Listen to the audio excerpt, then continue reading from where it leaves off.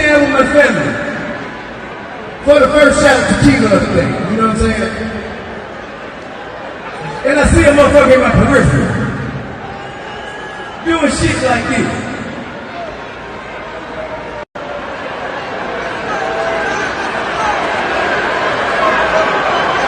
Is that you? Why you ain't say that? Yes, it is. The nigga walks in, come slamming his mom. You hear me? Nailing his mom. We ain't been the same since. Well, goddamn. I'ma tell y'all motherfucking ass like this. You got one more motherfucking album out of me. It's called Kill the King for motherfuckers like you. And I appreciate y'all because you make me the absolute best, nigga. New York has made me the motherfucking best, nigga. I appreciate you. Stages. Wow. First of all, hit that like button, man. Y'all want to see this channel grow or something? You got to do something, man. I'm giving it to you. But here we go. Boo. All of that. Load them up. Load up all the tomatoes. That was in Brooklyn tonight. T.I., you know, he's been taking a lot of shots in New York for the last few years. And this is coming off the whole thing with the comedian last week, Laura Kay. Called her a bitch. Went on stage. Basically heckled her whole performance. All of that. Now, you had that incident. Had to kiss and make up with her. People are like, yo, man, you owe this girl $1 million. You said you didn't call her a bitch, and she posted the video. Now another incident with Tip. And I wouldn't even say this is an incident. He just got embarrassed. I got secondhand embarrassment watching this. Legitimately. That was cringe. I'm like, damn. Now, in reality, all comics have been booed at some point. I mean, I remember Bernie Mac said he got booed his first couple times. I mean, it happens. You know what I mean? You routine might not work. Every joke isn't going to always pop off. I've yet to see any set of T.I.'s routine since he's been doing this. And people keep asking me, well, is he funny? I'm like, I don't know. I haven't watched. I haven't seen anything go viral. You know, they don't really let you usually, like, pull your phone out in the comedy club. But, yeah, T.I. got booed off stage in Brooklyn. They was not feeling that tonight. And New York has always been a tough crowd. You know, Apollo back in the day, you know, you got to come up there. And for the first time in his career, he can't rely on his hip-hop persona, his rap persona to save him. He can't just, he was on stage getting booed tonight. He couldn't just come out of nowhere and start singing songs to ease the crowd's attention. He couldn't just say, you know what, I'm the rubber band man. Wild as the Taliban. He couldn't do that. You can't just come out of nowhere, you know, you don't know me. Like, no, like this is your lane now. You have decided to come into this comedy world and be a comic. This is you, that mic, that stand and that bottle of water or whatever, and your originality, your timing, everything. And he's trying to explain some joke about warm seats, heated seats, and nobody was bought it. Everyone's like, man, boo, get off the stage. Like, you know, we want a real comic. And it's like, he's only getting these spots because of his brand and who he is. Most guys who start out doing comedy don't get these many opportunities out the gate. They really got to scratch, kick, and claw to get in these clubs. But because he's connected and he's a celebrity, he had a 30-minute set last week that night he did that to that girl. He was on stage for 30 minutes. A lot of cats, I know a couple of cats that do stand-up. Took them a minute to be able to get those type of minutes at these clubs.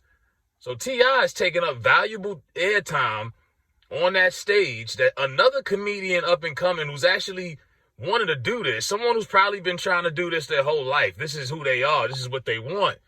They're not just doing this because they're bored. And I'm like, what is T.I.'s real objective here? Are you really into this or are you just bored and you ain't got nothing else popping? And that's what I really think. Yeah, nothing else is going on, so you like, fuck it. I'm just going to tell jokes. It ain't too hard. And he's realizing now it is hard. It's not as easy as you think. You got to paint that image and that picture when you on that stage to show people, like when Bernie Mac talked about his taking care of his sister's kids, he painted that visual for you. You didn't have to see it. You could see it by just listening to him on that stage. It's not as easy as you think. And Tip, he thought it was nothing. That young mindset, Gen Z, I could do that. These kids, same people who get on the internet and they do skits and stuff thinking it's easy. This stuff is not easy. It's not, especially on a live crowd with people who paid money to see a real show with real comedians. And I would love to know who was the headliner for this show tonight. Because, Cat Williams is out here touring. I hope T.I. don't think he could open up for Cat. You try to open up. He opened up for Corey. He did something what Corey Holcomb did a couple weeks ago. Or a couple months ago. He's going to use his connections. And some of his comedian friends might take a hit for that. Y'all letting T.I. come out here and open up for y'all in some really rough crowds. And people gonna put it out there, the footage. They gonna embarrass him. But I legitimately felt bad for him. Like, I felt secondhand embarrassment there. Like, damn, that was cringe. And he couldn't freeze up. He had to continue to go with his whack joke that didn't deliver. Wasn't hidden. I was like, yo, what is he talking about? I'm like, nah, man, that ain't it. And your friends, what's the boy you hang out with? Country Wayne, Duval's, one of them, they got to get in the lab with Tip and they got to help him out. Somebody got to help him out. What do you think? Kevin Hart, look at Kevin Hart. He's doing what? He's doing a stand-up special, a big special at stadiums, like once or twice every couple of years.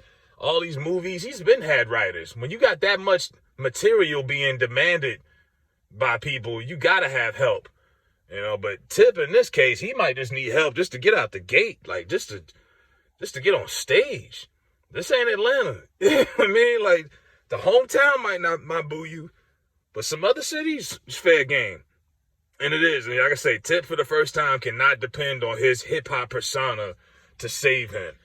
All that tough guy, tilted hat to the side, bank head, this, that, none of that matters when you in that world on that stage. None of that means a damn thing. Don't nobody care. It's probably people in that audience that booed him tonight that are fans of T.I. musically.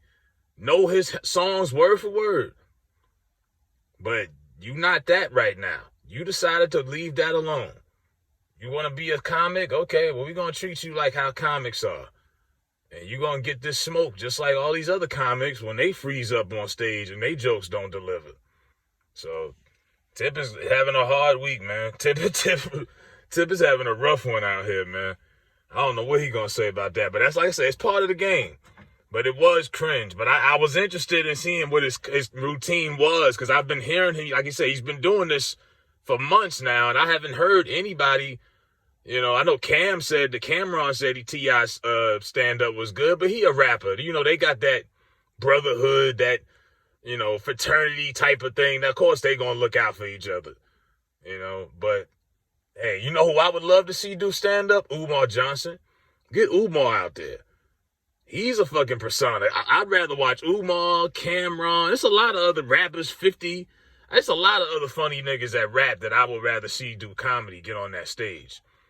But Tip thinks he's funny. I've never thought Tip had a sense of humor to that level where I thought, man, this cat is funny. Even rather it's social media, the reality shows. Used to watch that show. I never thought he was funny. Never. The funny people on that show was the kids. Everyone thought they was funny and cute. Tip was, he had the podcast, Expeditiously. Had potential. He had a lot of great guests on there. Alex Jones, this one, that one. He talked over everybody the whole show. Terrible podcast because he would just talk all over everybody. But I never thought to myself, oh, man, this guy's funny. That's why I was so, surprised. This is random. You're not one of those it's people in rap that are funny, that have good senses of humor, that I would, be interested in hearing them perform comedy, but not T.I. I'm like, T.I. ain't never been funny like that. I never seen him be funny in a movie, on any sense, on any level. So I don't know. I really just think he got comedic friends, and they probably gassed him up, told him he could do it, which they lied, and he's bored. Combination of both. But I would not be surprised if we got an early retirement from T.I. in the next couple of months. I would not be surprised if he said, yeah, I'm going to go back to the podcast. So, you know what I mean? Something different, because I don't know if this is it, man. God bless him. Let me know what y'all think about T.I. getting booed in Brooklyn tonight.